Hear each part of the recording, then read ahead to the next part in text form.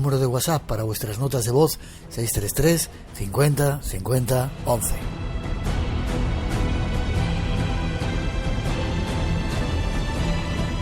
Hoy tenemos concurso, queremos premiar vuestra fidelidad. 3 premios esperan y ahí tenéis los canales de comunicación. Y son muchos los argumentos que hoy os hemos preparado en este espacio en blanco. Ahí va un avance.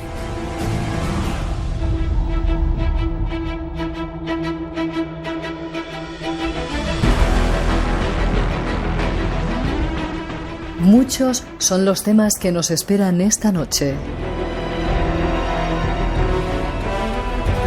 Comenzaremos con el de más actualidad, el coronavirus. Nuestro compañero Miguel Ángel Ruiz nos dará algunos datos interesantes. Estos son los argumentos que esperan hoy. Los hemos preparado con un solo deseo: que disfrutéis en nuestra compañía desde casa en este tiempo histórico que estamos viviendo. De cualquier forma, deseamos que os gusten los contenidos y con ellos comenzamos ya. Esa introducción nos lleva hasta nuestro primer tema. Esto es lo que sabemos ahora de este virus. Es una enfermedad que se transmite de animales a humanos. Se inició en el mercado de mariscos de Wuhan, pero se desconoce qué animal lo transmitió y si mutó antes de pasar al humano. Sobre todo por las secreciones de personas infectadas que contaminan las manos u otras superficies y que entran en contacto con la mucosa de la boca, nariz o ojos de otras personas. También por algunos procedimientos médicos invasivos del tracto respiratorio o las heces de la persona contagiada. De 5 a 10 días, aunque pueden ser más, por eso la cuarentena son 14. Podría debilitarse por la llegada de la primavera, más horas de sol y temperaturas más altas.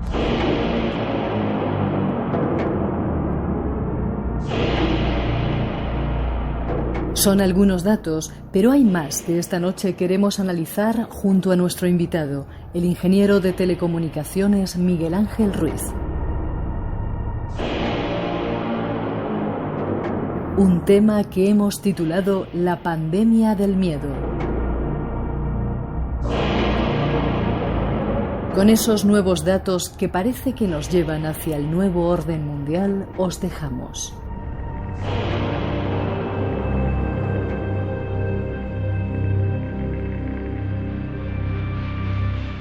Y nos vamos hasta Cantabria a saludar a nuestro primer invitado, Miguel Ángel Ruiz.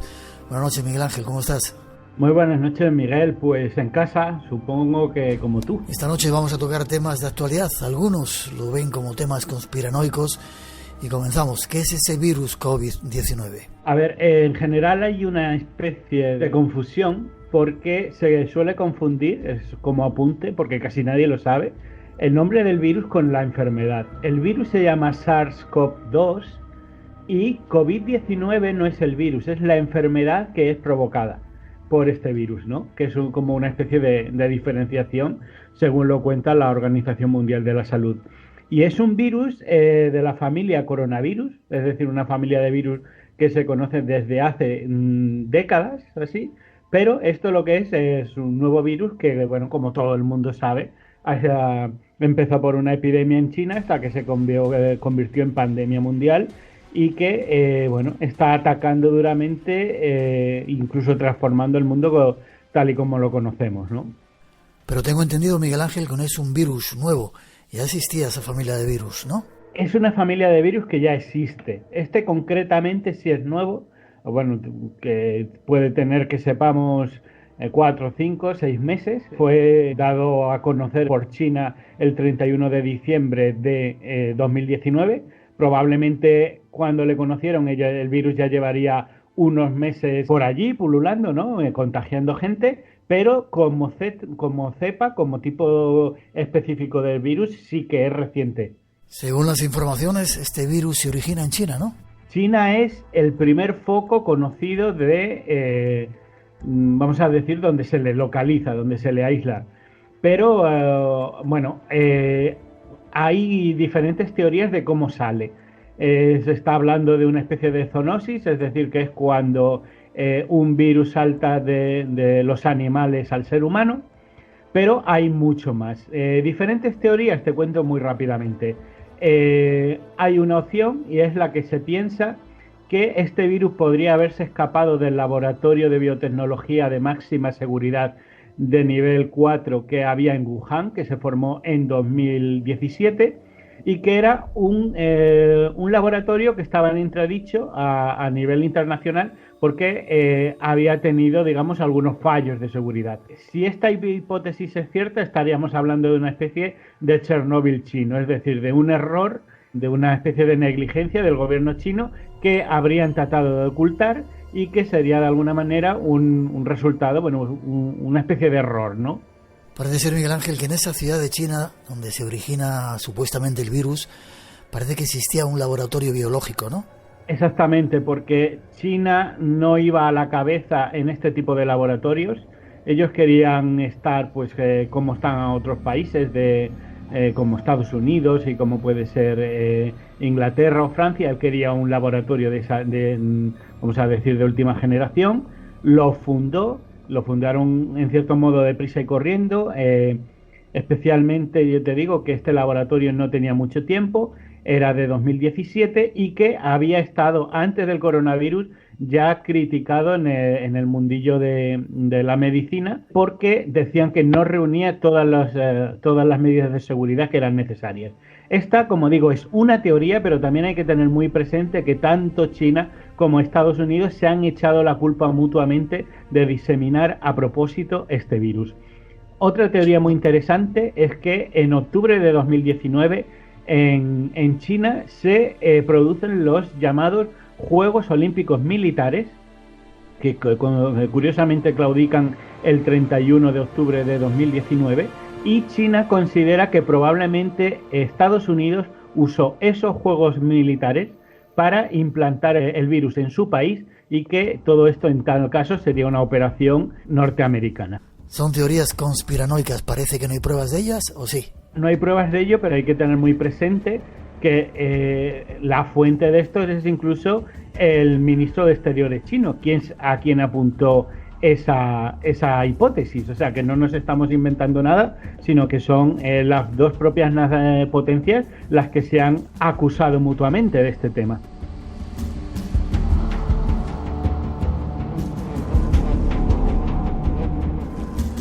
El virus se esparce por todo el mundo, se expande y los medios de comunicación comienzan a dar informaciones sobre él. Pero desde tu punto de vista, Miguel Ángel, ¿hay una especie de política para meter miedo a la población? Yo creo que hay dos fenómenos simultáneos. Es verdad que al principio de la pandemia, casi desde el principio el virus se convierte en el momento en el que China un poco lo da a conocer, porque al principio China hace aproximadamente unas 2-3 semanas de una especie de silencio informativo, pero luego el virus rápidamente se convierte en una especie de infodemia, es decir, en una pandemia informativa en el cual se empiezan a diseminar todo tipo de miedos y rumores por el mundo hasta el punto en el que empieza a afectar a la economía mucho antes de que lleguen los verdaderos casos. Entonces sí que se puede hablar de infodemia, es decir, ese miedo inoculado, en cierto modo. Recordar los casos de Barcelona, del Móviles con World Congress y otros sitios, cómo se empieza a cancelar todo cuando prácticamente no había casos, y eso sorprende a la gente.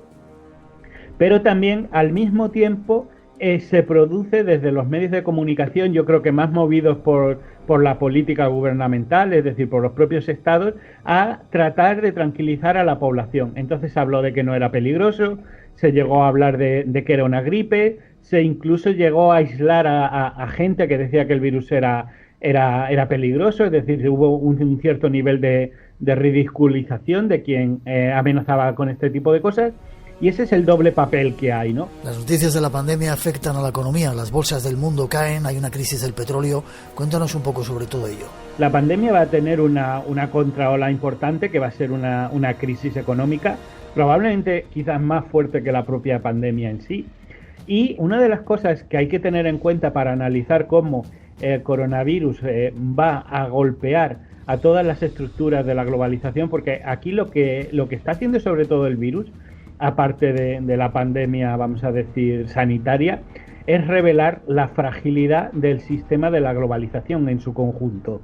no solamente es la afección económica, estamos viendo cómo el comercio se ha interrumpido, cómo se ha interrumpido la actividad económica, pero estamos viendo, por ejemplo, cómo se han cerrado fronteras, ¿no? Que era quizás uno de las señas de identidad ya del mundo moderno, del mundo libre, pero además estamos viendo cosas que yo creo que son aterradoras y que están escribiendo la historia. Por ejemplo, esa piratería internacional de productos sanitarios en la cual estamos asistiendo cómo unos países se roban material sanitario a otros. Estamos viendo cómo empresas engañan a países, les cobran y luego no les suministran ese material. Pero lo más importante es cómo va a afectar esto a la cohesión internacional después de que termine la pandemia. Porque, como digo, cada uno está actuando de forma descoordinada, a destiempo y con criterio propio, cuando en realidad esta pandemia es más que nunca un problema global, un problema que debería de poder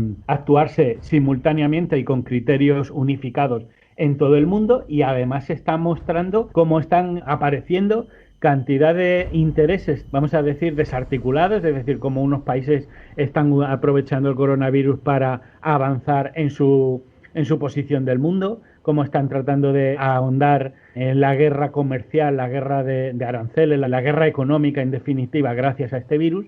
Entonces lo que vemos es una situación, un escenario de inestabilidad internacional en la cual el virus, digamos, está resquebrajando muchos de los lazos que había en el mundo, que existía en el mundo, especialmente lo que es el institucionalismo, es decir, las grandes alianzas entre países, y está por ver cómo, de alguna manera, este virus va a cambiar el siglo XXI. Pero lo que sabemos seguro es que el siglo XXI se va a ver modificado de una forma importante gracias a esta pandemia. Lo desconocido te aguarda en un lugar. Espacio en Blanco con Miguel Blanco, en Radio Nacional de España. Lo que parece claro, Miguel Ángel, es que este virus ha demostrado que ya estamos en un mundo globalizado, ¿no? Exactamente, ese es el tema, ¿no? De cómo se está dando una respuesta fraccionada por estados a un problema que claramente es global. Aquí lo curioso es que ya están apareciendo voces que lo que piden es un gobierno mundial. Sería un gobierno que solamente se activa en caso de emergencia, catástrofe, pandemia, etcétera, etcétera. Sería una especie de supraórgano regulador que tomase las riendas del mundo en caso de pandemia, en caso, vamos a decir, de catástrofe. Evidentemente esto tiene muchas lecturas. Y habría que ver cómo es ese gobierno mundial y qué cesión de poder se otorga, es decir, cuánta soberanía estamos cediendo ante un gobierno de este estilo. Porque ahora mismo aquí nos movemos en dos escenarios que son además opuestos.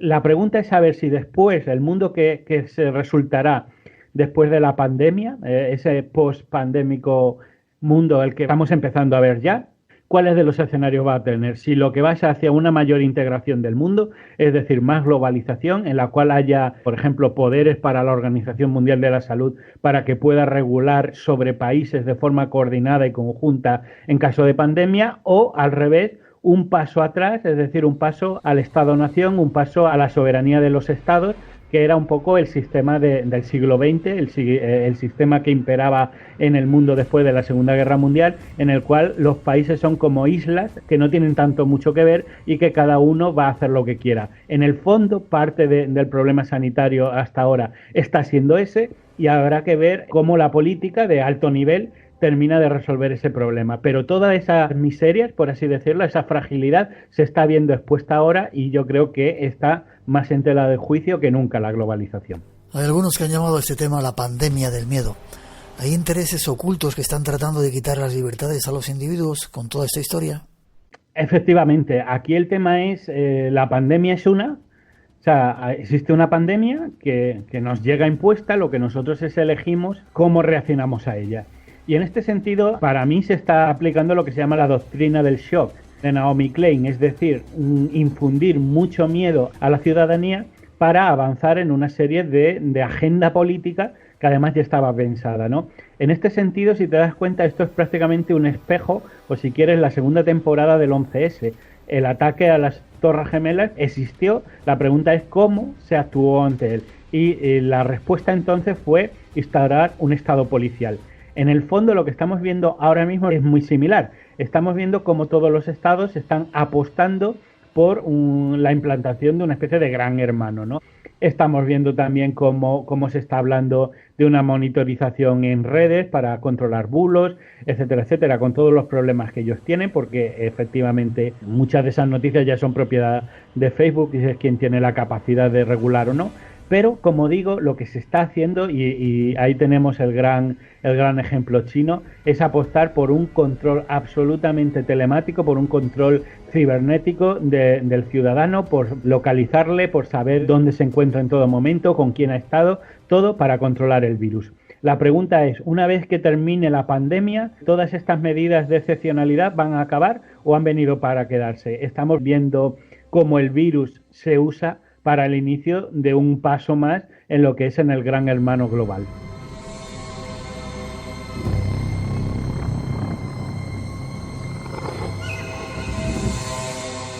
Hay otro aspecto en esta crisis. Nos están aconsejando dejar de utilizar el dinero físico, que puede estar contaminado, y nos aconsejan, nos dicen que utilicemos las tarjetas de crédito. ¿Qué puede significar esto?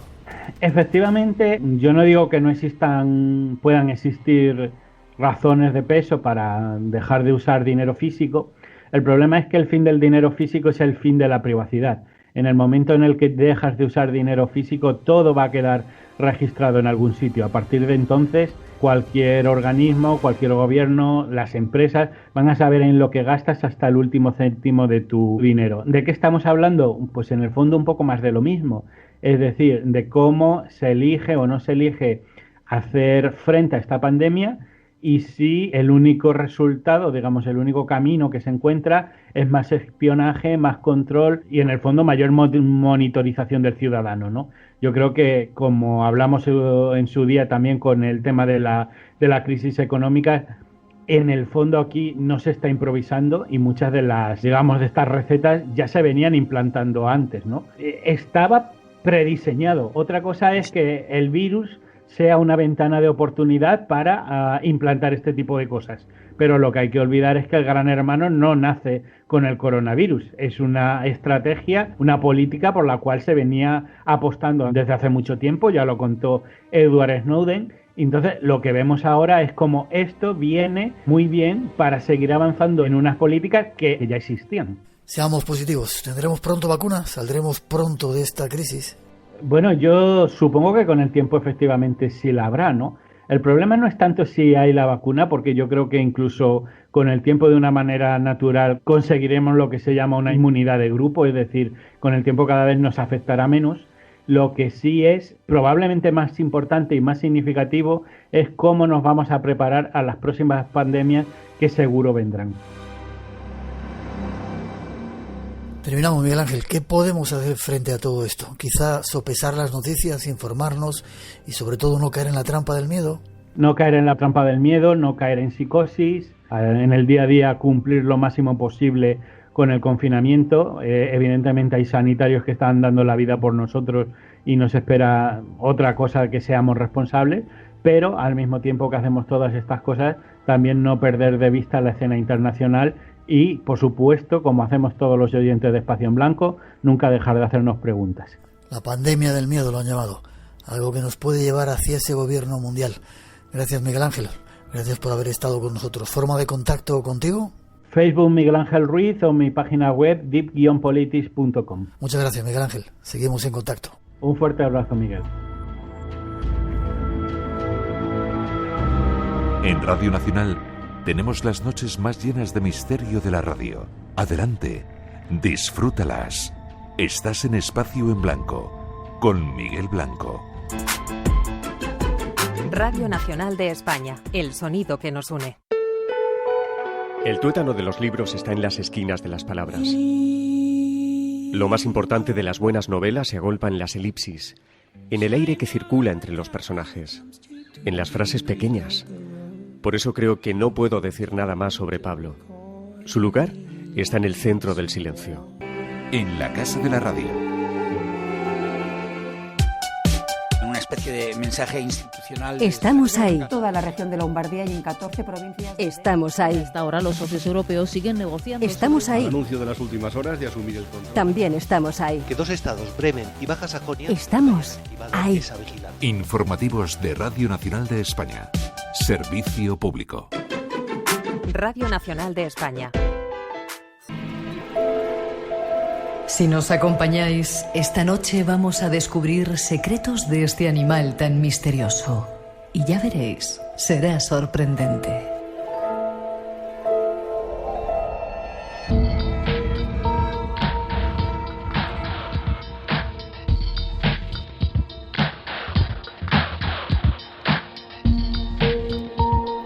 Y vamos con un tema sorprendente que ya veréis, por lo menos os va a asombrar un poco.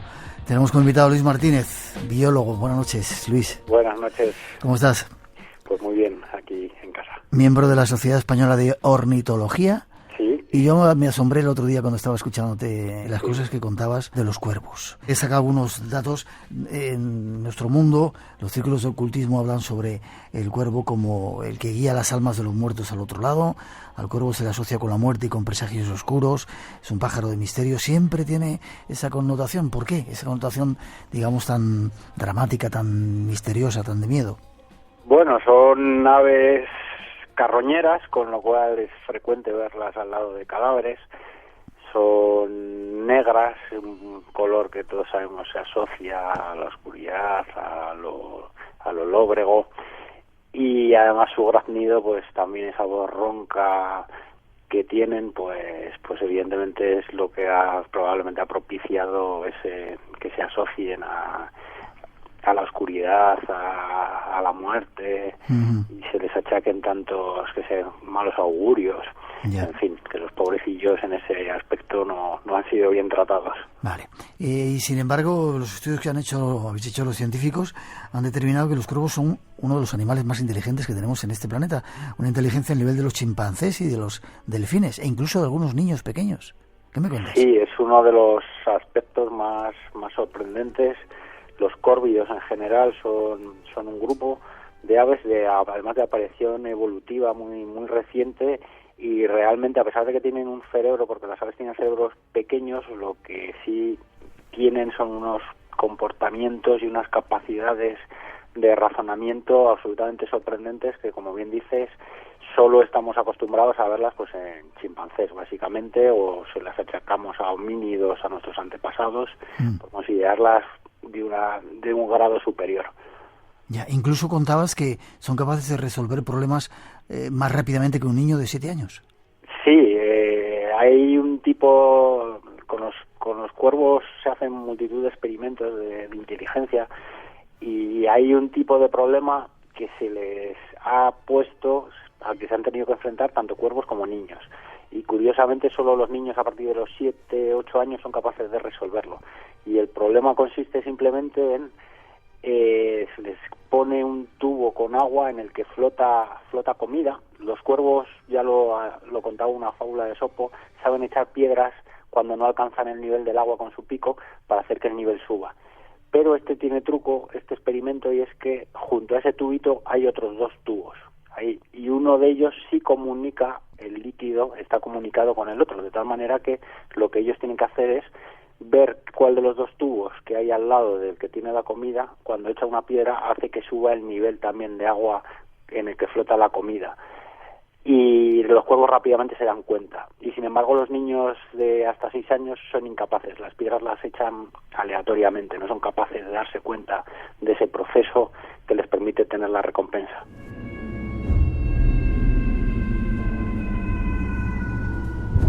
Tengo aquí datos también, porque he estado documentando que en la naturaleza los cuervos tiran piedras a las personas para evitar que suban a sus nidos. Bueno, son casos de extremos que pueden llegar a suceder, pero vamos, como te digo, son casos extremos. Los cuervos lo que sí tienen es, evidentemente, como cualquier otro animal, son una gran creencia a defender evidentemente su nidada, que es muy vulnerable, y recurren a cualquier tipo de lo que está en su mano, que en este caso es arrojarte lo que puedan, intentar echarte, hostigarte, y como son muy inteligentes, pues desde luego tienen ese tipo de capacidades. Ya.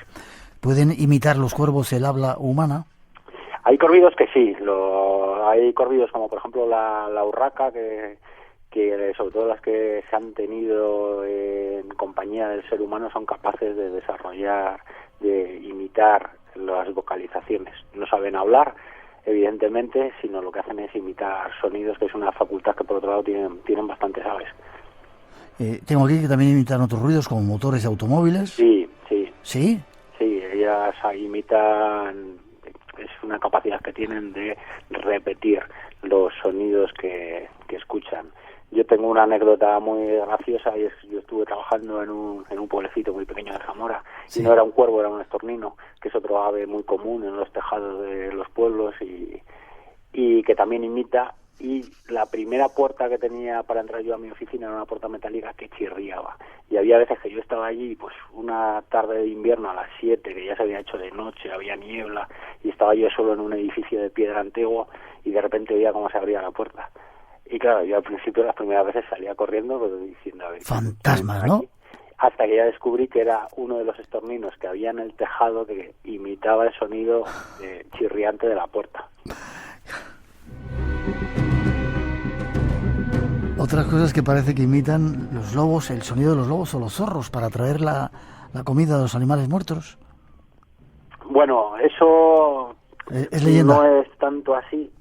Ellos en realidad cuando lo que quieren es se encuentran un animal muerto, todos los córvidos tienen un problema. Hay un dicho que es cría cuervos y te arrancarán los ojos, y es verdad. Todos los córvidos cuando se encuentran, por ejemplo, una oveja muerta, su pico no les permite abrir la piel, que es muy dura, y lo que hacen rápidamente es, el primer cuervo que llega, o urraca, lo que sea, es buscar el ojo que esté a la intemperie, porque es la única parte, digamos, a la que pueden acceder. Pero si nos fijamos en todos los córvidos, tienen unos plumajes muy brillantes, con brillos metálicos, que reflejan mucha luz, y eso es para llamar la atención de los buitres, que los buitres sí son capaces de, cuando se encuentran un cadáver, bajar, abrir la res muerta, y ya los cuervos tienen acceso a los restos de vísceras y demás que quedan, y de esa manera, digamos, es una simbiosis entre los buitres y los córvidos. Qué curioso. Contabas también que se había hecho un experimento con una especie de alambre doblado, donde... Sí. Cuéntame un poco esa historia. Sí, es muy curioso porque de nuevo es un experimento parecido al anterior, en el que se les pone comida, pero esta vez no hay agua en el tubo, en el fondo de un tubo, y ellos tienen que acceder de alguna manera, ellos no alcanzan con el pico, y lo que se le pone a su disposición es una serie de alambres, unos son rectos y otros están doblados en forma de gancho, de tal manera que el cuervo tiene que mirar los alambres, elegir uno, que eligen el que tiene forma de gancho, y ya meterlo, introducirlo por el interior del tubo para enganchar la comida y extraerla y podérsela comer. Y una de las veces a los investigadores se les olvidó doblar algún alambre y eran todos rectos. Y ni corto ni perezoso, el cuervo lo que hizo fue directamente coger el alambre con su pico, engancharlo, doblarlo, darle la forma de gancho y de esa manera poder extraer la comida. Y eso es muy, muy llamativo porque en este caso está fabricándose él mismo una herramienta que es algo que realmente nosotros solo achacamos, digamos, a nuestros antepasados de nuestro propio género, homínidos, y también algún otro animal como el chimpancé, pero incluso el chimpancé de forma más tosca puede fabricar alguna pequeña herramienta, como simplemente una ramita a la que le quita las hojas para coger termitas, y en este caso es un proceso muy, muy elaborado y absolutamente sorprendente proveniendo de un ave.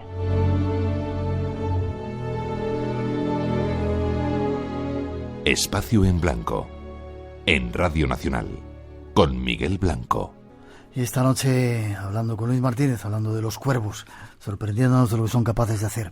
Creo que también te escuché decir que tenían un cubo con comida, atado con una cuerda, ¿y qué pasaba? Porque era capaz incluso el cuervo de tirar de la cuerda para arriba. Sí, esto es otra cosa absolutamente fascinante porque simplemente es un trozo de comida colgando de una cuerdita de una rama. Algo aparentemente sencillo, pero cualquier animal lo que haría sería intentar alcanzar directamente la comida. El cuervo no. El cuervo lo que hace es evalúa la situación, mira la comida, mira la cuerda, mira la rama en la que está colgando. Parece pensar, de hecho, cuando lo ves en el vídeo, en los vídeos, y lo que hace directamente es se posa encima de la rama y empieza a recoger con las patas y el pico la cuerda para alcanzar la comida. Y lo gracioso es que no lo hace por ensayo y error, sino que un cuervo, sin haber estado expuesto nunca antes a este tipo de experimento, es capaz de resolverlo. Y fíjate qué curioso, porque seguro que todos los oyentes lo habrán visto en algún documental, los pescadores en el hielo, en el Ártico, que hacen un agujero en el hielo y ahí echan un cebo. Y los pescadores dejan un pequeño indicador de picada, ¿no? Ellos se van, dejan en el cebo y hay un pequeño indicador de picada. Bueno, pues los cuervos en algunos sitios han aprendido a ir detrás de los pescadores para ir viendo qué agujeros ha picado un pez y rápidamente bajar y ellos mismos tirar del sedal, recoger el sedal para comerse el pez que hay dentro antes de que lleguen los pescadores. ¿Qué me dices? Sí, es impresionante y de eso también lo pueden buscar los oyentes en YouTube porque es realmente fascinante. Luis, ¿y dónde está? Bueno, eso te pregunto después, ¿dónde sacan esa inteligencia? Los cuervos viven en la nieve, en el desierto, en las montañas, en bosques, ¿no? Sí, los corvidos están extendidos por todo el planeta. ¿Y hacen señas?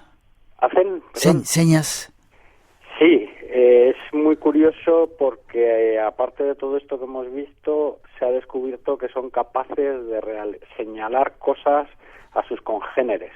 Normalmente señalan objetos para jugar o para alimentarse y simplemente con movimientos del pico acompañados de un sonido, ellos directamente, igual que nosotros señalamos con el dedo índice, pues ellos señalan a un compañero, pues ahí hay tal cosa para jugar o ahí hay tal comida que te puedes comer. Es decir, que se comunican entre ellos también. Sí, pero vamos, no solo eso, sino una de las cosas también más apasionantes de los cuervos es que son capaces de desarrollar su propia cultura, en el sentido de que son capaces de transmitir información de unos a otros y aprenderla. El problema que ellos tienen, evidentemente, es que es una cultura de transmisión visual. Es muy curioso porque, por ejemplo, en algunas ciudades los cuervos han aprendido a poner nueces de cáscara dura en los pasos de peatones, pero solo cuando los semáforos se ponen en verde, de tal manera que ellos pasan tranquilamente caminando, dejan la nuez donde van a pasar los coches, se retiran, esperan a que el semáforo se ponga otra vez en verde para los vehículos, pasen, aplasten la nuez, se vuelve a poner verde y ya van y se comen la nuez que está rota. Y esto rápidamente lo son capaces de aprenderlo otros cuervos que lo ven. Evidentemente, si tuvieran un sistema tipo WhatsApp o algo, pues rápidamente lo podrían adquirir todos los cuervos del mundo y en este aspecto están limitados a que solo lo aprenden aquellos que lo ven. Qué sorprendente. ¿Cuánto tiempo viven? Bueno, los cuervos grandes son aves bastante longevas. En libertad pueden vivir unos 20 años, pero en cautividad algunos ejemplares pueden superarla. La vida en cautividad, si unos animales están muy bien mantenidos, es menos dura que la naturaleza. Y muestran empatía por los demás. Tengo aquí un dato que dice que aparte de esa naturaleza traviesa que tienen, los cuervos parecen capaces de sentir la empatía. Y cuando un amigo de un cuervo... ¿Tienen amigos los cuervos? Son muy gregarios y sobre todo tienen su pareja. De hecho, los cuervos, la especie, cuando hablamos de cuervos en general hablamos de córvidos, pero la especie como tal, el cuervo, es una especie monógama, muy fiel, siempre van en pareja, de hecho son monógamos de por vida, hasta que no se muere un miembro de la pareja, pues se mantienen fieles el uno al otro. Y sí, efectivamente, de hecho, se han grabado cierto tipo de conductas que nosotros tratamos de pensar que es como una especie de ritual a la muerte cuando de repente muere un ejemplar de una bandada de cuervos o de córvidos, en el que todos lo rodean, empiezan a graznar con voces muy lastimeras, pero en realidad no se sabe muy bien por qué es este tipo de conducta, si es para marcar realmente la posición de a lo mejor un peligro, de que ese cuervo haya podido morir por un depredador. Entonces no se sabe muy bien. Nosotros, evidentemente, es más poético asociarlo a una conducta más compleja, como un canto al compañero muerto, pero realmente no lo sabemos. Ya. También tengo aquí, son los datos que hemos sacado, y cuando el amigo cuervo pierde en una pelea, el otro cuervo amigo se acerca para mostrar afecto al que ha perdido. ¿Hay ese tipo de empatía y de relaciones entre ellos? Sí, no tengo ni idea. Eso yo lo sé en chimpancés, pero en cuervos no. Vale. También tengo aquí que los cuervos se agrupan en pandillas, los cuervos adolescentes. Sí, y de hecho los cuervos les gusta mucho jugar y sobre todo ese comportamiento lo muestran cuando son individuos jóvenes que hacen banda, igual que nuestros adolescentes, y se dedican a hacer el gamberro. Y también es muy gracioso porque se buscan a veces unas formas de divertirse muy graciosas y a la vez muy cercanas a nosotros. Y es que, por ejemplo, les encanta deslizarse por la nieve, igual que nosotros con un trineo, pues ellos utilizan cualquier trozo de plástico, tapa de un bote, para subirse a los tejados o en una pendiente nevada y simplemente subirse en ese trineo improvisado y dejarse caer para inmediatamente, cuando ya han bajado abajo, volverlo a coger con el pico, subir volando otra vez a la cima y volverse a dejar. Y lo hacen simplemente por jugar. Eso por el mero hecho de jugar.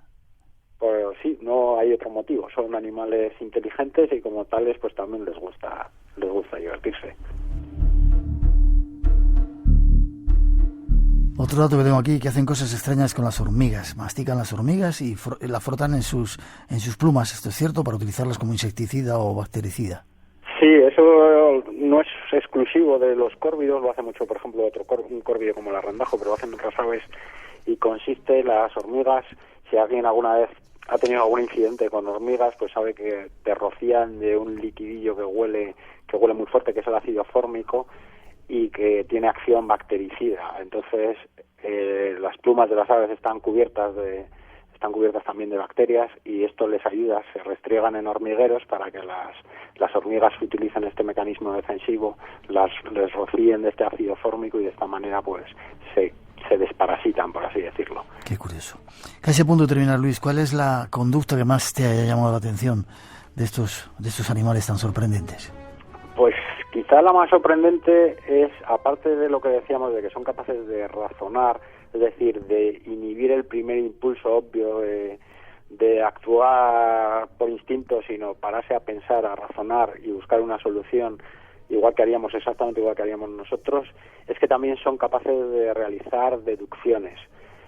En este sentido, por ejemplo, hay un experimento muy simpático y muy esclarecedor, y es que a un cuervo se le daba de comer, se le ponía un trozo de comida encima de un ladrillo. Y justo pegado al ladrillo había una cortina. Cuando el cuervo bajaba y cogía el trozo de comida, inmediatamente salía un palo de la cortina que golpeaba el ladrillo y el cuervo se asustaba. Al rato, evidentemente, el cuervo se asustaba, se quedaba cerca vigilando y detrás de la cortina salía un señor. Bueno, pues, aunque el cuervo no había visto que el palo lo había movido un señor, las siguientes veces que le repetías el proceso, hasta que el señor no salía de la cortina, el cuervo no bajaba a comer. Él sabía... había asociado perfectamente que el palo lo había movido la señora, aunque él no lo hubiera visto. Y esto implica, de nuevo, pues esa capacidad que, aunque parezca muy sencillo, en realidad es muy complejo, que es asociar el hecho de que ha salido un palo con el hecho de que había un señor detrás de la cortina. Qué curioso. En España tenemos muchas clases de córvidos. En España tenemos 9 especies. 9. 9 especies, sí. Todos pensamos en cuervos, pero aparte tenemos la corneja, la graja, la grajilla, la urraca, que todos conocemos, y luego otros que quizás son menos conocidos, como son las chovas, la chova piquirroja y la chova piquigualda, y dos que no parecen córvidos, porque tienen unos plumajes muy llamativos, que son el rabilargo y el arrendajo. Ya. En algunas partes de Palencia nos contaban, y yo he podido ver cómo algunos de esos cuervos tenían la costumbre de robar cosas que brillaban, sobre todo las urracas, ¿es cierto? Sí, está muy extendido. Tienen esa fama, desde luego, muy amplificada, pero sí que es cierto que en ocasiones en los nidos, evidentemente no son joyas, que eso siempre se ha hecho ahí, se ha magnificado, sino que muchas veces te encuentras pues anillas de las latas de refresco y cosas así. A veces les gusta llevar este tipo de objetos a sus nidos. ¿De dónde le sale, a ver si te hago la pregunta, Luis, esa inteligencia a estos animales? No sé cómo llamarlo, si tienen un cerebrito tan chiquito. ¿O no tiene nada que ver la inteligencia con el cerebro? Digamos que cada vez se da menos importancia al tamaño del cerebro, sino más a la relación corporal que hay entre el tamaño del cerebro y el tamaño del cuerpo, y también a la densidad neuronal. De hecho, nosotros siempre pensamos pues, en el chimpancé como más inteligente, pero digamos que la relación tamaño de cerebro, tamaño de cuerpo más cercana la tenemos en los delfines. Digamos, los delfines serían más inteligentes todavía que el chimpancé. Lo que pasa que evidentemente los delfines pues no gestualizan, no tienen manos, con lo cual nos resulta muchísimo más complicado poder evaluar su inteligencia, pero probablemente el día que sepamos nos llevaremos una gran sorpresa con ellos. Y en el caso de los cuervos ocurre algo parecido. Su cerebro es, aunque pequeño, porque es una ave pequeña, pero es muy grande comparativamente con el tamaño del cuerpo, y además tiene una densidad neuronal bastante importante.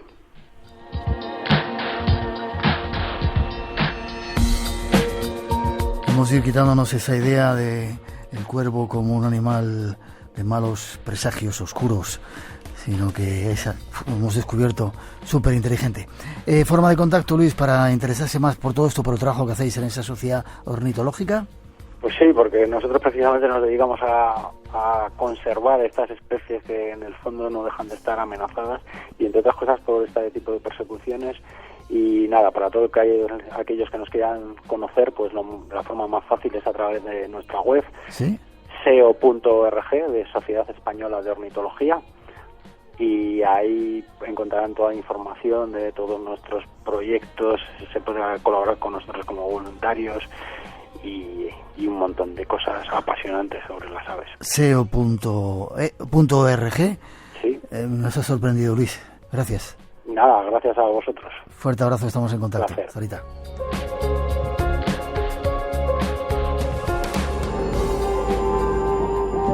Espacio en Blanco.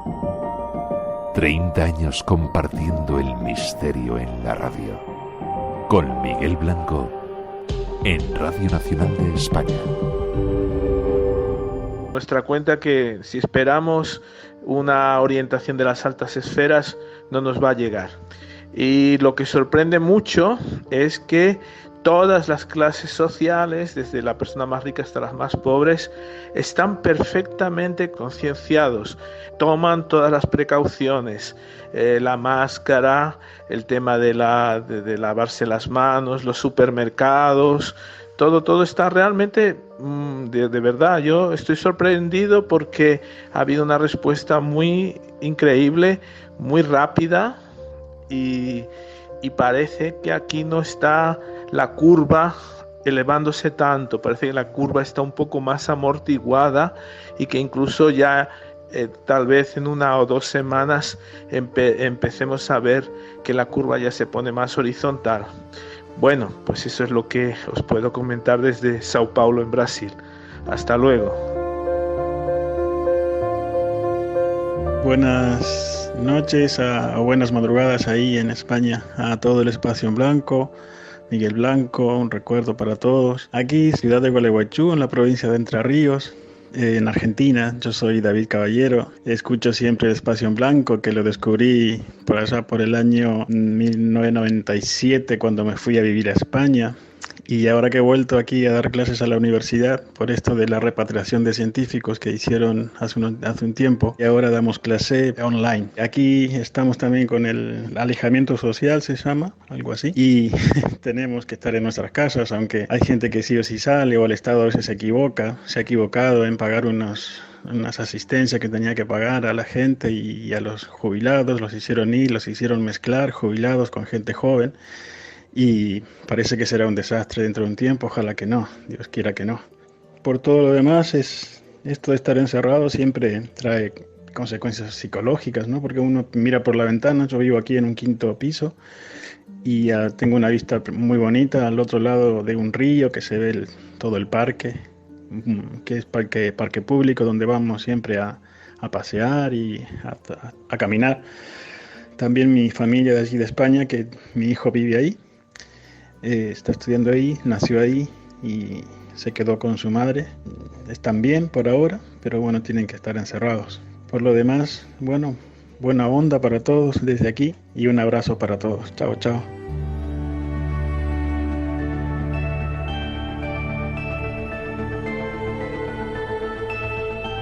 Termina nuestro primer tiempo. Después de la actualidad de las noticias, volvemos. Queremos invitaros a una fiesta, dicen que la más grande del mundo. Y también deseamos ofreceros algunos testimonios con entidades invisibles, algo que nos traerá nuestro compañero David Cuevas. Eso y más en el segundo tiempo especial desde casa de este espacio en blanco. Redes sociales abiertas, en Blanco Radio, ya sabéis, y nuestro WhatsApp 633 50 50 11, esperando vuestras comunicaciones, y recordar que hay un concurso, os esperamos en todas ellas. Por nuestra parte volvemos enseguida, hay mucho espacio en blanco esperando aquí, en vuestra casa y desde casa en Radio Nacional. No os vayáis. Volvemos después de la información. Regresa el misterio a Radio Nacional en este programa especial del espacio en blanco desde casa. Los saludos para todos los que seguís ahí conectados a través de Radio 1 o Radio 5, en la radio online o en los podcasts. Gracias por la escucha y por hacer que cada día seamos más y que estemos más unidos por todo el mundo a esta aventura del misterio. Más temas esperan en este segundo tiempo. Comenzaremos de la mano de nuestro compañero David Cuevas, conociendo testimonios de apariciones invisibles. Más tarde os presentaremos una videoteca del misterio, arqueología del misterio lo llaman, y ya veréis qué interesante será. Y después nos iremos a una fiesta a la que todos estáis invitados. Invisibles. Un asunto que a mí particularmente me fascina. No he recogido demasiados casos, todo hay que decirlo, pero este concretamente, protagonizado por Jorge y Manuela, me sorprendió sobremanera. ¿Queréis conocerlo?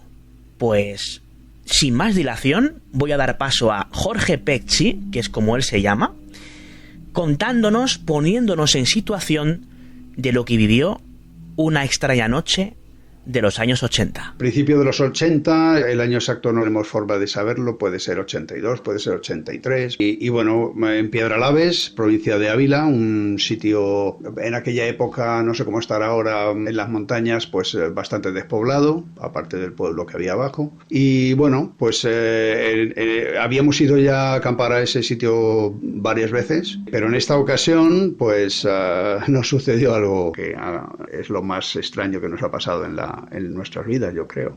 Por lo menos lo más inexplicable desde nuestro punto de vista. Bueno, pasamos el día por allá y una pequeña explanada, lo justito en medio de cuestas y en medio de todo un terreno muy complicado, digamos, para montar una tienda. Pues hay de pronto una pequeña explanadita súper cómoda, y eso pues era como nuestra casa allí. Siempre que íbamos estábamos a gusto.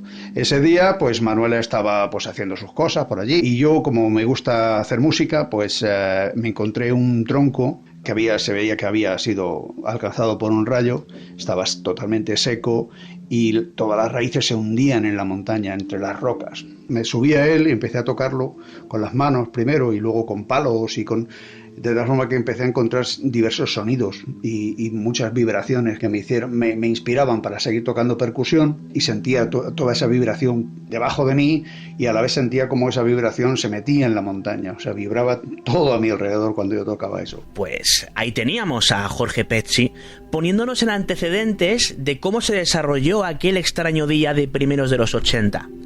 Y cuando digo extraño, no lo digo por decir, porque ese día, obviamente, le sucedió la noche. ¿Y qué pasó al caer la noche? Entonces, bueno, el resto del día no hubo nada peculiar, y ya cuando se hizo de noche, nos metimos en la tienda de campaña y bueno, estábamos charlando y de pronto noté o fui consciente de un silencio raro, un silencio fuera de lo normal, fuera de lo común. Y entonces justo en ese momento oí como el chasquido de una rama al pisar, o hojarasca o algo así, pero a una distancia. Es decir, mi primera sensación situaba lo que fuera que se acercó hacia nosotros, yo qué sé, igual a 30, 40 metros, 50 metros de nosotros, y además en la dirección, digamos, del camino por el que nosotros accedíamos a esta colina. Y según seguía escuchando, pues seguía produciéndose el ruido, y además cada vez más cerca de la tienda. Hasta que efectivamente por el lado derecho de la tienda, por nuestro lado derecho, que era donde estaba Manuela, y bastante pegado a la tienda, pues ya el ruido se hizo ya no era como de pasos en hojarasca o sobre ramas secas, sino que era más bien como un arrastrar. La sensación era de algo muy voluminoso, muy pesado, que se arrastraba. Aquello se arrastraba. Imaginaos la situación. ¿Qué haríais vosotros? La verdad es que es difícil saberlo, pero lo más interesante es que la historia continúa. ¿Queréis saber cómo? Y aquello accedió por nuestra derecha y detrás de nosotros, rodeó la tienda y pocos segundos después se abrió de golpe y casi haciendo un ruido seco la mitad de la puerta. Hay que matizar que la tienda no estaba cerrada, ¿no? Nosotros normalmente no nos gustaba cerrarla con cremallera y demás, y simplemente estaban colgando las telas estas con forma de triángulo, ¿no? Pero no había nada de viento, es decir, no, en ningún momento ondeaba, la otra mitad ni siquiera se inmutó, es decir, no se movió.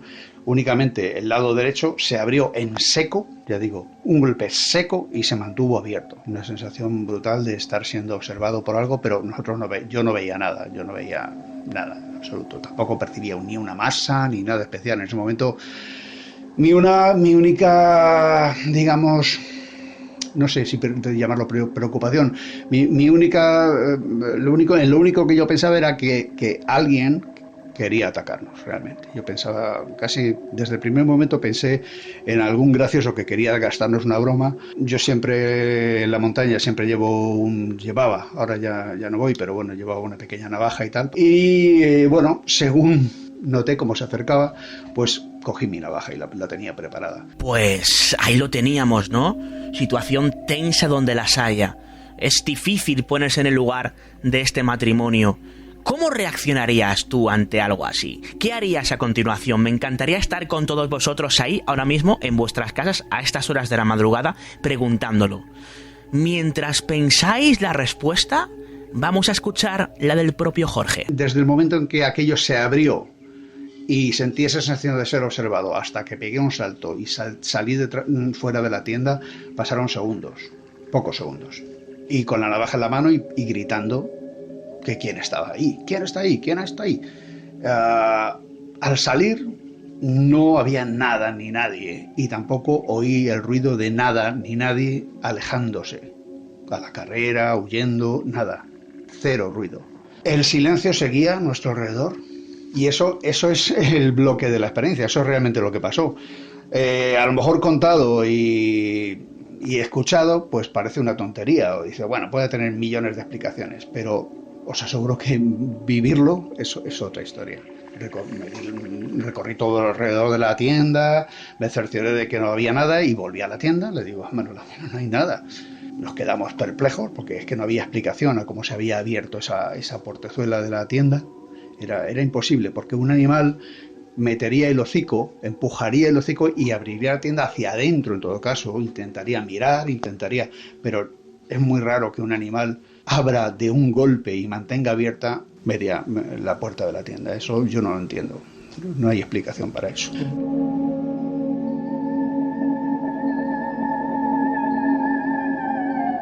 Pues valiente donde los haya, ¿verdad? Una historia francamente reveladora y muy interesante porque no solamente fue vivida por un testigo, sino que fue vivida por dos. La pareja, la mujer, en este caso de propio Jorge, llamada Manuela del Pozo, con la que también pude hablar en su domicilio hace algunos meses. Y ella me contaba también sus impresiones sobre esta historia, ¿no? Daba algunos detalles interesantes que sirven también para complementar, más aún si cabe, la experiencia que este matrimonio vivió aquella extraña noche en medio del campo. Escuchamos a Manuela. ¿Qué es exactamente lo que tú ves cuando miras hacia la puerta? Pues es lo que te digo, como una oscuridad tremenda, como con... No te sabría decir, sé que yo ver ojos y caras no vi, o sea, eso te lo garantizo, pero era una oscuridad como densa. Y es eso, yo tenía, mi sensación es que estaba así, como mirándome directamente, ¿sabes? Sin que yo viera ojos ni nada. No sé cómo decirte, como si fuera una oscuridad con masa. A mí me dio miedo, mucho miedo. mucho miedo, como alguien que me podía deshacer, machacar, vamos, en una palabra, o sea, de alguien potente, pero no lo hizo, pero alguien con fuerza. Luego a la mañana siguiente, cuando nos levantamos, que no había ni una huella, ni un rastro, ni nada, no había nada. O sea, porque si hubiera sido un animal o una persona, se nota huella o, ¿sabes?, o camino, sobre todo el camino por el que había pasado a mi lado. Y estaba todo igual, o sea, nada, como si no hubiera pasado nada. ¿Y la sensación que te dio aquello? Pues no lo sé, yo es que, no sé, como él estuvo toda la tarde ahí con el ruido ese de los maderos tocando y tal, sí, pues yo qué sé si evocaría alguna entidad del bosque o de la montaña, no tengo ni idea. Lo que sí es que para mí es un recuerdo que le tengo ahí y me desagrada. Para mí, a día de hoy, es algo inexplicable. Bueno, pues ahí la escuchábamos. A mí lo que me parece francamente interesante de esta historia no es tanto los hechos que se han narrado, que ya de por sí son bastante variopintos, sino el hecho de que estemos ante una entidad invisible. No es muy habitual. En España ha recogido pocos casos, todo hay que decirlo. Algunos hay, pero no demasiados. Sino por la interpretación, que es algo que me fascina particularmente. La interpretación que da el propio Jorge a aquello que se apareció esa noche. ¿Queréis saber cuál? Os vais a sorprender. Yo sinceramente creo que es que era una entidad del bosque. Algo, o sea, yo creo que hay, creo que las hadas, que los goblins, que todo este tipo de entidades son reales, son seres de otras que viven aquí, donde estamos todos, pero en otras dimensiones, en otros niveles de vibración, y lógicamente no viven aquí en Madrid, ¿no? O sea, le gusta la lejanía del ser humano, porque el ser humano, la verdad es que es bastante problemático. Entonces, donde están todavía es en los sitios donde el ser humano está lo menos posible o no está. Allí habitan ellos, y yo creo que de alguna forma simplemente fue algo que me oyó tocar, me oyó hacer ruido y vino a ver qué queríamos, de alguna forma. Entidades del bosque. Esto quizá es más habitual en ciertos países europeos, pero no tanto, al menos en lo que respecta a mi humilde colección de casos recogidos sobre el terreno, en España. Me parece muy llamativo, muy significativo ese significado, valga la redundancia, ¿no? O esa interpretación personal que da Jorge a aquello, interpretación que también compartía Manuela, su esposa, sobre lo que les acechó aquella noche.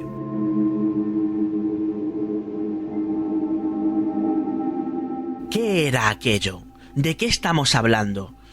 Bueno, pues esa respuesta os la voy a dejar a vosotros. Ya sé que es cómodo escurrir el bulto, pero simple y llanamente, al menos en lo que a mí respecta, la desconozco. Bueno, ahí queda esta historia que podría bien considerarse como de terror si no fuera porque no tiene absolutamente nada de ficción. Pasó de verdad, y también le puede pasar a cualquiera de ustedes que nos está escuchando ahora mismo. Sin más, y con esta simpática forma de despedirme, me marcho, no sin antes recordaros que si alguno de vosotros ha tenido alguna experiencia o bien similar o bien de encuentro con algo anómalo, extraño, entidades, fenómenos paranormales, poltergeist, ovnis, por favor, poneos en contacto conmigo, raudo y veloces, a la siguiente dirección de correo electrónico: davidcuevas_gmail.com. ¿Qué pasa? ¿Que no te ha dado tiempo a apuntar? No te preocupes, que repito, davidcuevas_gmail.com. Todo junto. Ahí estaré esperando vuestras experiencias. Sin más, un fuerte saludo a todos, quedaos en casa y hasta la próxima. Espacio en Blanco, en Radio Nacional, con Miguel Blanco. En un balneario, alejado de la ciudad, así es como vivo, lo más alejado posible de la ciudad. Es como una trampa porque cada 48 horas preciso comprar comestibles y entro a algún supermercado y ahí quedo totalmente expuesto. Por sobre todas las cosas, mucha fe y mucha confianza para seguir adelante. Y siendo soltero como soy con 60 años, le pedí a Dios que me toque a mí antes que le toque a cualquiera de mis sobrinos o a cualquiera de mis sobrinos nietos. Estoy anotado en primer lugar para salir. Prefiero ponerme yo para salir antes que cualquiera de los parientes. Es una propuesta que hice. Si me la aceptan, me la aceptan. Si nos salvamos todos, mejor, porque tampoco me quiero ir, ¿verdad? Un gran abrazo, los quiero mucho. Le tengo mucho aprecio a don Miguel Blanco, Rosa y a Antonio y a todos los demás del equipo. La Videoteca de lo Insólito contiene muchísima información de interés para todos los apasionados del mundo del misterio. Vídeos que son auténticas joyas, tanto por su antigüedad como por su valor histórico. Actualmente tenemos casi 22.000 suscriptores. Seguiremos rescatando mucho material y desde aquí quiero invitar a los oyentes de Espacio en Blanco para que visiten nuestro canal y se suscriban para seguir puntualmente todo lo que vamos rescatando. Es fácil localizar nuestro canal en YouTube. Con escribir Moisés Garrido y Claudia en el buscador de YouTube ya lo encuentran. Esperamos que os guste. Muchas gracias a todos y gracias a ti también, Miguel, y enhorabuena por seguir en la brecha con tu extraordinario Espacio en Blanco, que como bien sabes vengo escuchando desde que comenzó a emitirse por primera vez. Un fuerte abrazo.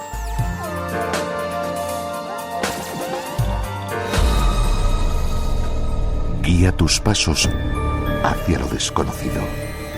Espacio en Blanco. De 2 a 4 de la madrugada, del sábado al domingo. Con Miguel Blanco, en Radio Nacional.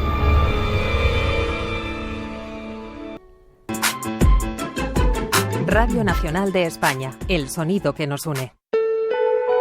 Cando penso que te fuche, nombras. Rosalía de Castro. Celebra el Día del Libro en tu casa, en la Casa de la Radio. Noticias, programas, podcast, directos y más de 2.600.000 usuarios únicos de Radio Nacional de España en Internet. Síguenos en redes sociales, en tu móvil con nuestra aplicación o en rne.es. Radio Nacional de España.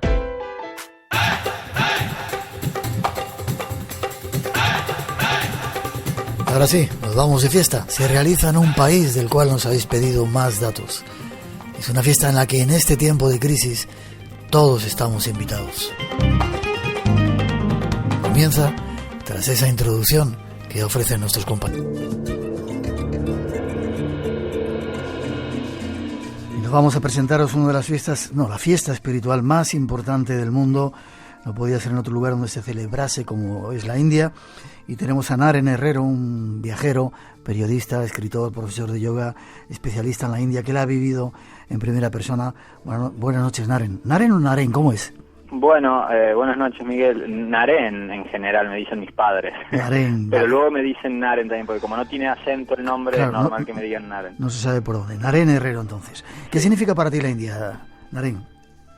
Bueno, es una gran pasión y es parte de mi búsqueda espiritual, porque desde pequeño ya mis padres estaban involucrados en el tema yoga y lo fui mamando muy de pequeño ya. Y entonces es algo natural en mí. Has estado unas cuantas veces, según nos has contado, y has tenido la oportunidad de poder vivir esta fiesta de la cual vamos a hablar. Pero dime una cosa, la India siempre ha sido sinónimo de espiritualidad. Siempre a toda la gente que hablamos de la India, o con las que ahora hablo de la India, les pregunto lo mismo. ¿Sigue existiendo la espiritualidad en la India o ha cambiado ya mucho? Es un país emergente, 1.000 millones de habitantes. Sigue existiendo, pero claro, el mundo moderno ya no es solo Occidente, va llegando a India y con sus, rituales modernos, consumismo, menos religiosidad, más interés individual, y entonces eso se nota también en India. No hay nada que hacer, pero sigue siendo un país muy espiritual y sí, se puede ir a buscar algo ahí también. Si tuvieras que decir un lugar específico para encontrarte un poco una chispa de esa espiritualidad que antes había o que sigue habiendo, que según dices, ¿dónde? ¿Cuál dirías? Yo tengo mi maestro en la India, está justamente en el sur, en el estado de Tamil Nadu, y la ciudad más cercana se llama Trichy. Y él tiene un pequeño ashram, un pequeño retiro, donde ahí sí que hay una gran vibración espiritual de quietud, de tranquilidad, y si alguien quisiera ir, hay muchos sitios, pero este para mí es el más espiritual porque está mi maestro. Vaya playas que hay por ahí, perdón por la... Claro, bueno, está cerca de la costa, claro, es buena zona para visitar en todos los sentidos, entonces. Naren Herrero es nuestro invitado y nos va a hablar de una de las fiestas, la fiesta espiritual más grande del mundo.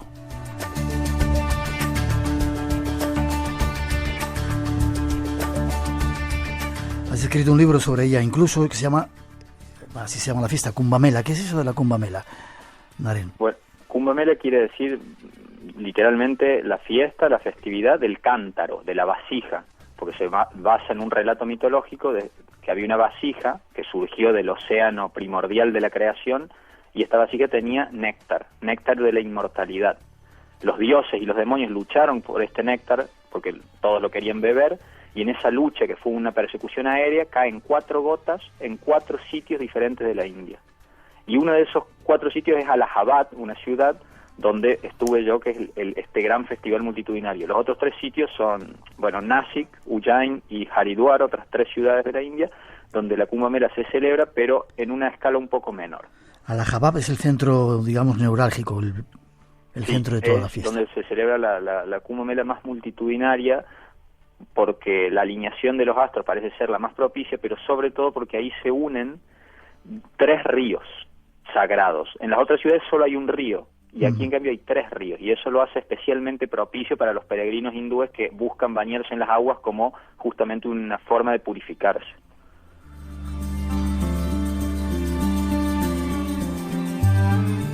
¿En qué lugar de la India está Allahabad? ¿Al norte? Está al norte, noreste. Está de Delhi, ¿sí? Está al sureste, 600 kilómetros al sureste, muy cerca de la ciudad de Benares, la sagrada y famosa Benares, o Varanasi, que está a unos 100 kilómetros. Y confluyen 3 ríos, has dicho. El Ganges, supongo, el río más sagrado por antonomasia, ¿sí? Exacto, el Yamuna, que también es bastante conocido, primero porque pasa por Agra, al lado del Taj Mahal, y en muchas fotos se ve. También pasa por Brindavan, que es donde estuvo el señor Krishna, con todos sus pasatiempos tan evocativos para los hindúes. Y un tercer río que se llama Saraswati y que es invisible. Eso es lo curioso. ¿Ah, sí?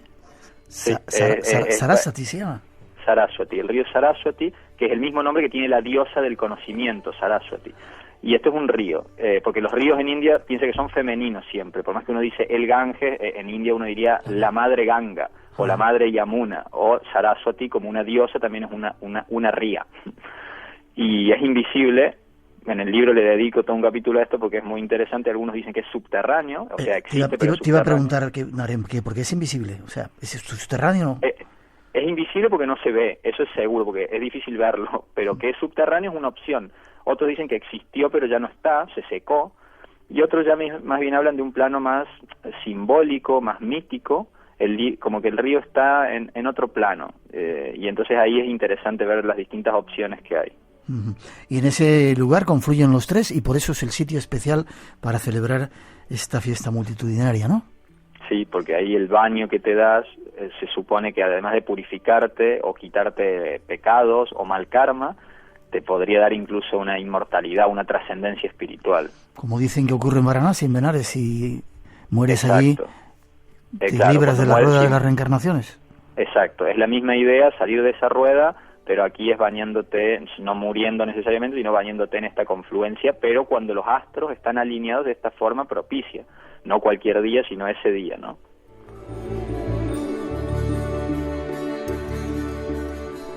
Naren, ¿en qué fecha se celebra esta multitudinaria fiesta? Tradicionalmente es enero, febrero. Es en los meses invernales, hace frío, es el norte de la India, por más que uno tiene una idea de calor de India en esa época, es como aquí, digamos, puede imaginarse como en Madrid a lo mejor, una temperatura similar, o sea que hace frío. Y varía según la luna, por tanto los días exactos van cambiando, pero siempre es enero, febrero. Ya. ¿Y todos los años se celebra? No, esta es la particularidad, que la Kumbh Mela completa, Purna Kumbh Mela que se le dice, es cada 12 años. ¿Cada 12 años? Exacto, entonces fue una desde la que yo estuve en febrero de 2013 y eso lo hace especialmente multitudinario porque todo el mundo quiere ir, porque si se lo pierde hoy tiene que esperar 12 años, no es cada año. ¿Y qué significa eso de completa? Porque se da esa conjunción de astros y hay ese tipo de energía especial. Sí, exacto, si no es porque lo que hay es que además de la completa, como 12 años es mucho, existe una a los 6 años que le dicen la media Kumbh Mela. Y los astros no están alineados de la forma propicia, como decían las escrituras, simplemente se hace cada 6 años, bueno, quizás porque es demasiado 12 y se juntan ahí todos los devotos a bañarse, a tener enseñanza espiritual, pero más como una congregación, digamos, religiosa y no tanto astrológica. Ya. Tú estuviste en el 2013, dices, ¿no? ¿La pillaste la completa? Sí, hice todos los cálculos para llegar ahí. Desde 2001, que había sido la última completa, había estado contando los días. Ya. ¿Y cómo llegaste? Cuéntame un poco la aventura antes de meterte en la Kumbh-Mela? Bueno, el peregrino normal sí que lo hace muy austero, puede llegar descalzo, apiñado en un remolque de camión, puede estar ayunando. En mi caso, como tenía 2 semanas, bueno, llegué en avión hasta Varanasi, luego me fui en coche. Quiero decir, no fue una cosa tan difícil, excepto que cuando uno llega ahí hay tantas personas y uno duerme en tiendas de campaña, que ahí empieza un poco la austeridad. No hay un confort absoluto de ninguna manera, pero es soportable. En alguna parte, Naren, he leído que esta fiesta la celebran hasta 100 millones de personas. ¿Puede ser?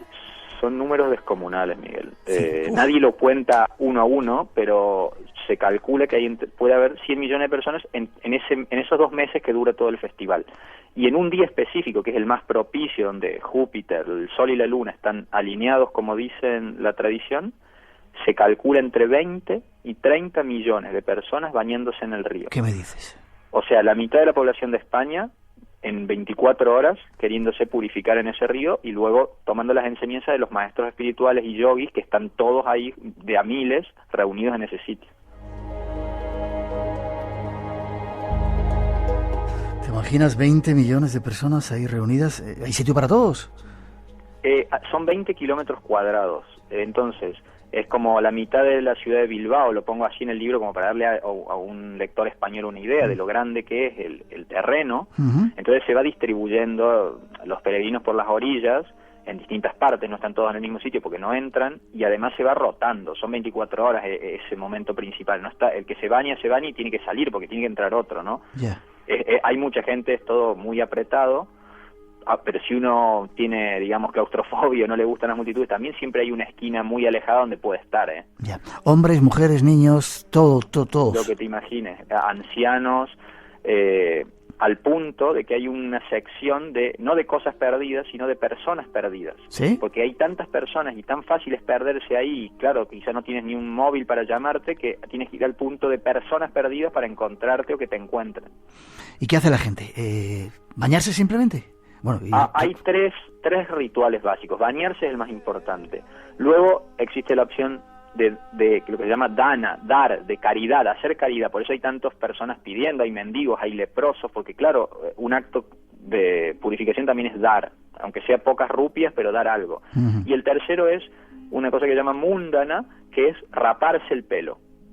En sacarse todo el cabello como un acto también de ofrenda, ¿no? Y quedar pelado rapado después del ritual. Esos son los 3 actos. Y luego ir a ver lo que dicen los maestros espirituales que están ahí reunidos y recibir enseñanza espiritual directa.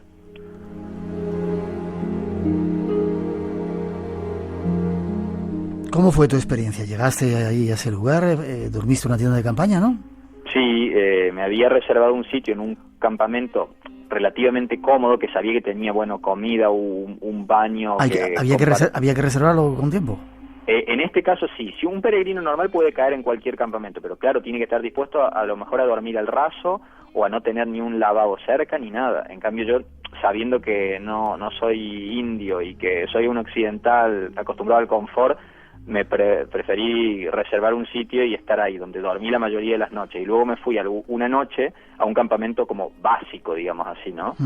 Y claro, se puede pasar, pero 10 noches no sé si las paso. Una sí, porque ahí está la luz encendida todo el tiempo, hay ruido permanente, entra y sale todo el mundo. Para bañarte no hay dónde, para ir a orinar allí un campo al fondo, no hay nada confortable y pasa frío, digo. Vale, estuviste en ese campamento y ¿cómo fue tu experiencia? ¿Qué pasó? Cuéntanos ahora. Dormí en ese campamento la noche previa a uno de estos días más auspiciosos, porque quería estar bien temprano ahí en el epicentro para, hacer un poco de periodista y también vivirlo en carne propia. Entonces me levanté a las 4 de la mañana, aunque no había ni dormido casi, a salir con toda la multitud a ver a todos estos sadhus, yogis, ermitaños, que en ese día hacen una procesión, un desfile, a bañarse en el río. Son los primeros que tienen derecho a bañarse en el río, antes del amanecer incluso. Y entonces todos los devotos se ponen como en un costado del camino, todos no, porque no entran, pero una multitud y multitudes viendo pasar este desfile al estilo como si fueran carrozas, casi como un carnaval que van pasando, pero en vez de ser algo festivo, laico, se convierte en algo muy religioso. Ya, miles de ellos, supongo, ¿no? Además con unas pintas, ¿no?, que tienen los sadhus. Hay de todo, miles de ellos, y hay algunos que por supuesto van vestidos, pero lo particular aquí es que hay algunos que van desnudos, apenas cubiertos de una finísima capa de ceniza, ¿no? Que es sagrada para sobre todo los ermitaños, los ascetas que siguen al dios Shiva, que es el dios de la destrucción. Los hemos podido ver en algunos lugares de la India, incluso este año pasado en Nepal, en Pasupatinat, y lo curioso es que ellos tienen permiso para fumar sustancias raras, ¿no? Sí, cannabis, básicamente, derivados del cannabis, marihuana, hachís, tienen permiso. Sí, no todos lo hacen, no todas las organizaciones ascéticas lo aceptan, pero ellos tienen este especial permiso porque, claro, personas que viven desnudas, que están todo el día en retiro haciendo prácticas yógicas, necesitan, dicen algunos, de esto para alejar la conciencia de lo físico, de lo corporal y llevarla a un estado más elevado. Algunos dicen, pero sí. Aquí el tema es que muchos visitantes, como uno, digamos, que no tiene una vida normal y corriente, se suben también a este tren buscando una supuesta trascendencia, y hay que ver dónde está la delgada línea, ¿no?, entre fumar eso por trascendencia espiritual o fumarlo por simplemente un poco de esparcimiento. La procesión de sadhus, ¿qué ocurrió después, Maren? Entonces se bañan todos. Cuando van a llegar son miles de estos sadhus desnudos que van vestidos con nada más que ceniza, que parece casi que un desfile fantasmagórico, pero van todos en un estado de alegría total, blandiendo, ¿no?, emblemas, tridentes, espadas, porque son guerreros, son ascetas guerreros. Van como locos, todos corriendo, saltando, hasta que se bañan, y cuando se bañan, en el camino de vuelta todo es más relajado. Ya se bañaron, vuelven contentos, pero ya se nota que se han apaciguado un poco, ¿no? Entonces son dos distintos humores que hay, uno muy exaltado y el otro más tranquilo, pero siempre festivo. Y una vez que se han bañado los sadhus, ya el resto de la gente, los fieles, los peregrinos pueden ir ya. Sí, hay vía libre para entrar en ese punto tan propicio para que todos se puedan meter en ese lugar que es como justo la unión de los tres ríos. Vale. ¿Tú lo hiciste? Sí. Sí, pero sí, no en la orilla. Lo hice en la orilla, pero no en la orilla lo hice otro día, y ese día específico me fui con un barco, que también se puede hacer, muchos lo hacen, al punto pero de unión en el sentido estricto en el centro del río, ¿entiendes? No solo en la orilla, sino bien donde se unen las aguas, donde tú ves que las dos corrientes se chocan. Y ahí fui con el bote y bueno, tenía mis dudas porque eran las 6 de la mañana, el agua estaba fría, es invierno, pensé quizás está muy sucia, me da un poco de, no sé, de reparo. Nada de eso. Directamente fue como, no tuve frío, me saqué todas las chaquetas que tenía y lo viví. Realmente fue la experiencia más buena que tuve en todo el viaje.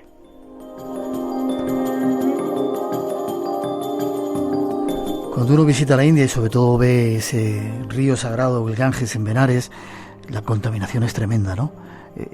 ¿Estaba tan sucio también allí? ¿Estaban tan sucios los ríos? No, tanto no como Benares ni otros lugares, porque claro, primero son ríos al abierto, digamos que no está en plena ciudad, entonces ya van fluyendo mejor. Al parecer también se abren las compuertas de algunas de estas represas que han creado más arriba en las montañas para que fluya más en esa época, sabiendo que si no ahí se va a quedar todo muy estancado. Y la verdad que no tenían también un personal de seguridad y de limpieza muy amplio que va recogiendo todo lo que van tirando al río, por ejemplo, ofrendas de flores, cocos, este tipo de cosas. Entonces yo lo vi muy limpio, no tuve ningún tipo de reparo, a diferencia de Benares, que donde sí me cuesta mucho más la idea de bañarme. ¿Bebían el agua como hacen en Benares también? ¿Hacen abluciones? ¿Se lavan los dientes? Sí. Y de hecho ahí, como también en Benares, clásicamente uno con su botella de plástico se junta un poco de agua y se le trae para casa para tenerla ahí en el altar. Ya.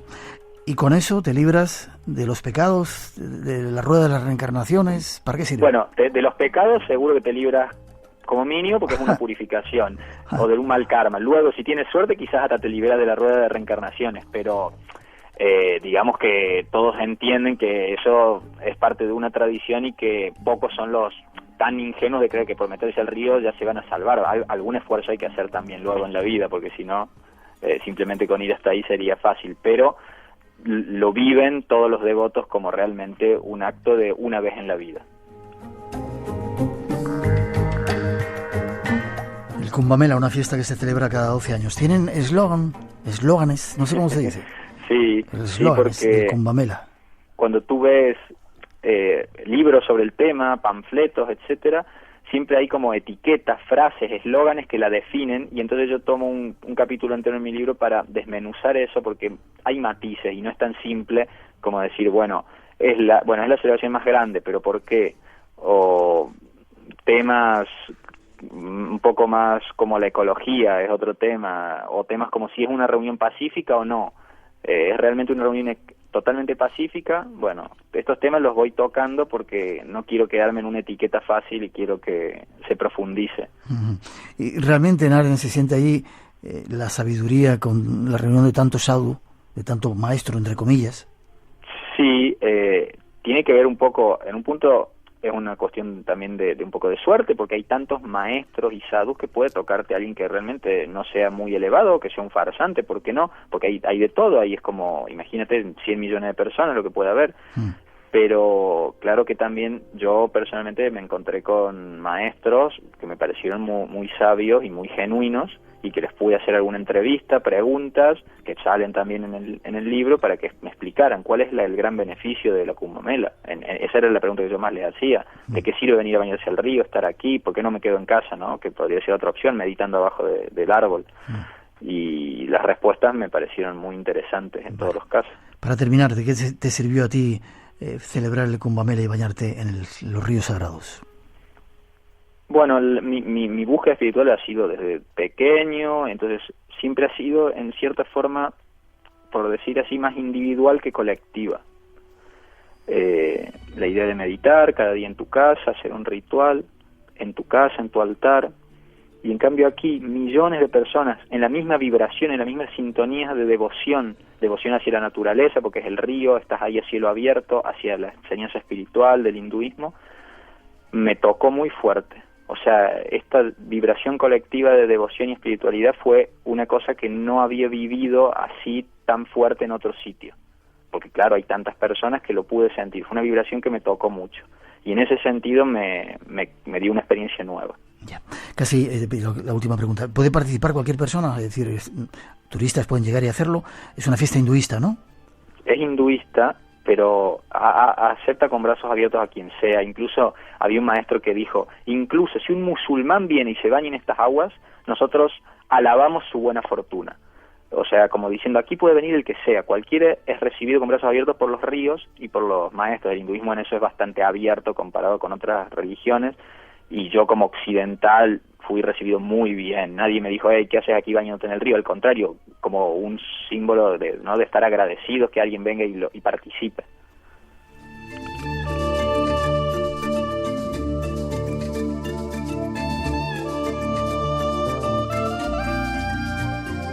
La Kumbh Mela, una experiencia única que se da en la India, vivida por Naren Herrero, nuestro invitado. Forma de contacto si alguien quiere preguntarte más cosas o seguir algún detalle de tu libro, Naren. Sí, tengo un blog sobre temas de la India, espiritualidad y cultura hindú, que actualizo semanalmente desde hace, varios años ya. Se llama www.hijodevecino.net. ¿Hijo de vecino? .net. Al menos el nombre es... Sí, porque claro, es que trato temas desde un punto de vista a veces como un hijo de vecino, como cualquier hijo de vecino, desde un punto occidental, tranquilo, ameno, pero con rigurosidad también, conociendo la cultura y la tradición de la India. Entonces eso facilita el acceso a un occidental, y por eso supongo que el blog tiene tantas visitas. Me alegro. Gracias, Naren, por habernos acercado el Kumbh Mela. Namaste, todo lo mejor para ti. Nos seguimos viendo, Miguel, y bañándonos en los ríos del mundo. Sí, espero que nos encontremos. Un abrazo. Fuerte abrazo también para ti. Hasta pronto.